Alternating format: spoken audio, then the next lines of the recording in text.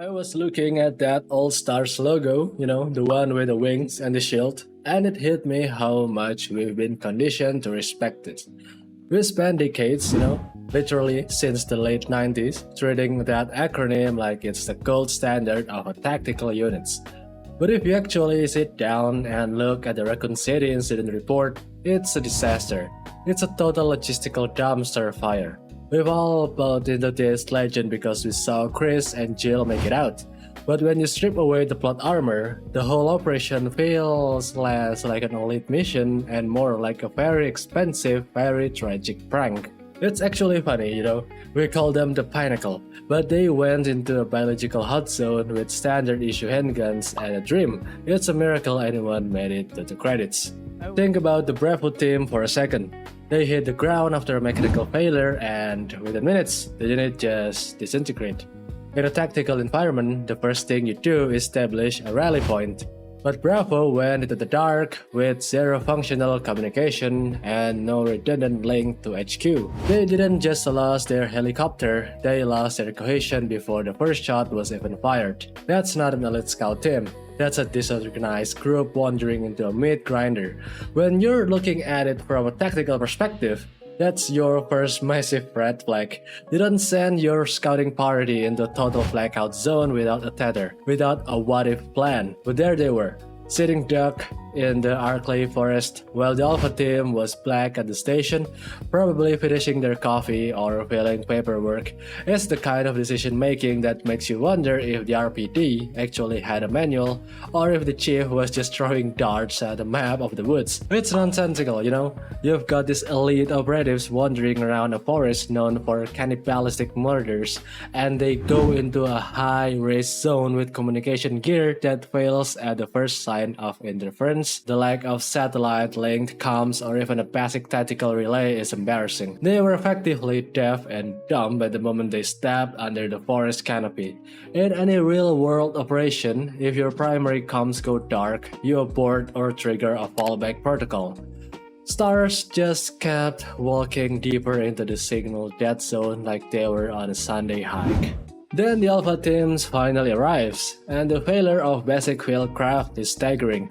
Look at Joseph Frost, a veteran operative.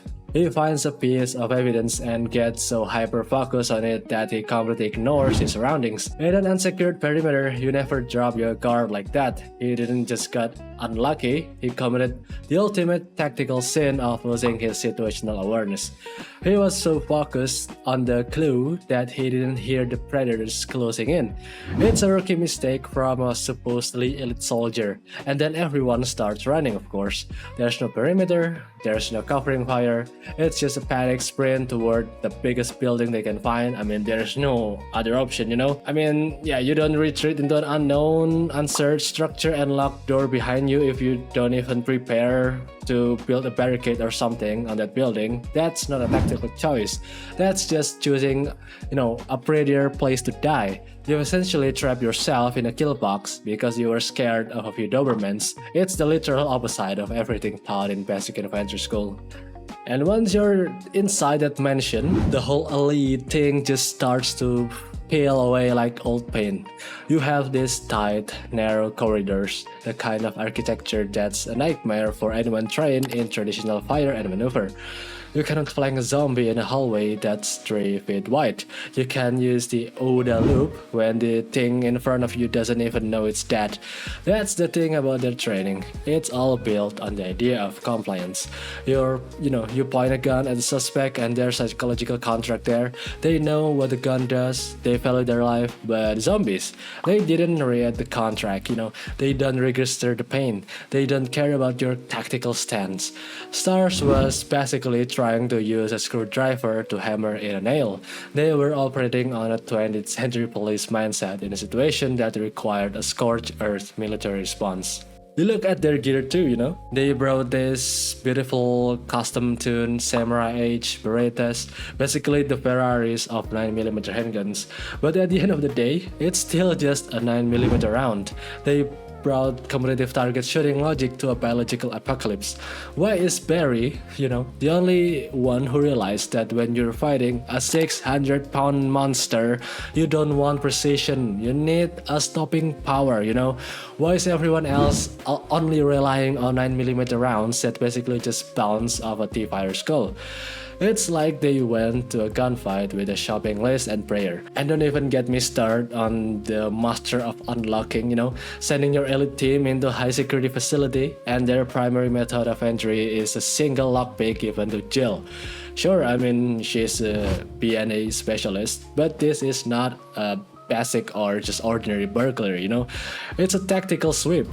Where are the breaching charges? Where are the elegant tools? Relying on one person to pick a lock while a hunter is breathing down your neck isn't a strategy. It's a death wish. Wesker is the obvious variable here, right? The guy in the sunglasses who's clearly not there to help, but even without that traitor in the room, the command structure was a ghost. Once they hit the main hall, everyone just, drifted away. Jill goes one way, Barry goes another, and Chris is somewhere in the basement. In any real mission, that's a total mission failure. You stay together, you maintain line of sight, but S.T.A.R.S seem to have this weird obsession with, individual heroics. It's as if they forgot they were a unit the second the doors click shut. It's total isolation, of course, and isolation in a house full of bioweapons is just a slow way to lose a war. I mean, Enrico Marini is the leader of Bravo, and he ends up alone in the sewer. How does that happen? How do you lose your entire team in a house or a mansion? It's not that big of a house. It's interesting to compare them to BCS later on, the Umbrella Mercenaries. Now, those guys were arguably bad people, but tactically, they were on a different planet of course. They came in with rifles, they came in with explosives, they understood that you don't negotiate with the virus, They treated the city like a war zone because it was one. S.T.A.R.S treated like a police call, There's a quiet arrogance in that, I think. This belief was that because they were the elite, they could handle anything with a handgun and a combat knife. It's overconfidence, of course, and in Raccoon City, overconfidence is usually what gets you eaten. It's that classic bureaucratic explode where you think your title protects you from the reality of the situation. We talk about Chris and Jill like they're these invincible icons, but we're looking through the lens of survivorship bias. We focus on the handful of people who got lucky while ignoring that nearly half the unit was wiped out in a single night. Joseph, Enrico, Forrest Bayer, Richard, Aiken, they weren't bad cops, they were just victims of a system that didn't know how to adapt. They were trained to fight humans, and they were thrown at monsters. It's like training someone to be a world-class chess player and then throwing them into a boxing ring. They're going to lose, and it's going to be messy. And honestly, that's why we're still talking about it now, even in 2026. This idea of the tactical failure has become such a huge part of how we see these games. We like the idea that even the best of the best can actually absolutely overwhelmed. It makes the world feel dangerous. If S.T.A.R.S had actually been competent, if they called for backup, established a perimeter, used proper equipment, the game would have been over in 20 minutes. The tragedy is the point. The incompetence is what gives the story its teeth. It's that feeling of watching a car crash in slow motion. You want to yell at the screen, "Why are you going in there alone, blah blah blah," but they have to because the legend requires them to fail. It's a daily reminder that no amount of training matters if you don't understand the enemy. You can be the best SWAT team in the world, but if you're fighting something that doesn't follow the rules of biology, your playbook is just a stack of paper. S.T.A.R.S was a dream of the 90s, this idea of the untouchable paramilitary hero, and Raccoon City was the reality that woke them up. It was a massacre disguised as a mission. It's kind of a metaphor for any large organization that thinks it's too big to fail until it hits a problem it cannot shoot its way out of. I've been thinking about this a lot lately, just how much we project onto these characters. We want them to be perfect because it makes us feel safer when we're playing. We want to believe that if things go south, there's a team of elites who can fix it. But the reality is much more interesting. They were scared, they were confused, and they were led by people who had no business being in charge.